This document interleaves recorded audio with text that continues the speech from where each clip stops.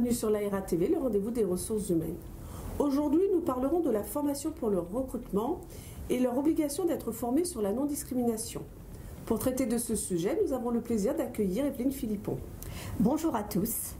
La loi du 27 janvier 2017, Égalité et citoyenneté, impose désormais aux entreprises de plus de 300 salariés de former sur la non-discrimination à l'embauche les personnes chargées de recrutement. En vigueur depuis 2017, cette obligation doit être renouvelée tous les 5 ans. Evelyne, quel en est l'objectif ? L'objectif est simple. Il s'agit de lutter contre les discriminations dans le monde du travail et tout spécialement lors de la première étape de la relation de travail.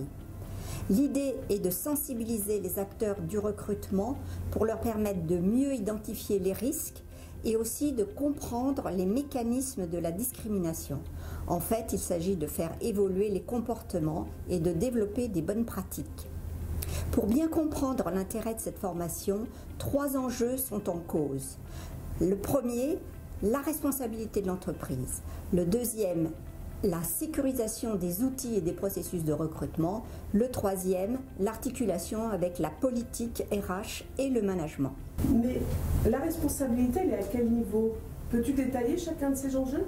Enjeu de responsabilité, c'est bien entendu la responsabilité juridique avec les risques qui sont encourus et notamment des sanctions pénales. C'est aussi la responsabilité sociale au niveau de la gouvernance et de la culture d'entreprise. On pourra faire des liens avec la RSE et la communication interne et le management. Troisième type de responsabilité, une responsabilité d'image avec des impacts sur les clients, mais aussi à l'égard des candidats, avec le risque de s'exposer à des difficultés d'attractivité pour l'entreprise. Deuxième enjeu, l'enjeu de sécurisation des processus. Cette formation permet de vérifier la conformité des méthodes et des outils de recrutement. Il s'agira d'actualiser les connaissances du cadre juridique. Il y a eu différentes nouvelles mesures, je pense notamment à l'action de groupe, il y en a d'autres. La liste des critères de discrimination s'allonge.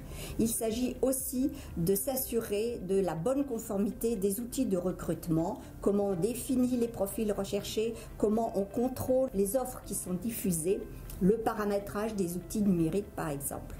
Dernier enjeu, l'enjeu de politique RH et de management qui implique de bien articuler le rôle de tous les acteurs qui interviennent dans le processus, les fonctions RH mais également les responsables opérationnels. C'est donc pour l'entreprise une très bonne occasion de développer le professionnalisme des responsables RH et d'assurer un rôle d'appui et de conseil auprès du management. Ceci ne fera que renforcer la crédibilité et la légitimité de la fonction RH. Il faut donc retenir que cette approche de la formation permet de transformer une contrainte légale en opportunité de développement professionnel pour les équipes RH.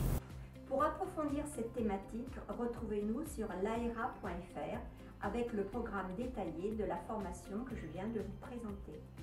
Merci de nous avoir suivis. Nous vous retrouverons bientôt pour un prochain rendez-vous RH. À bientôt. Au revoir.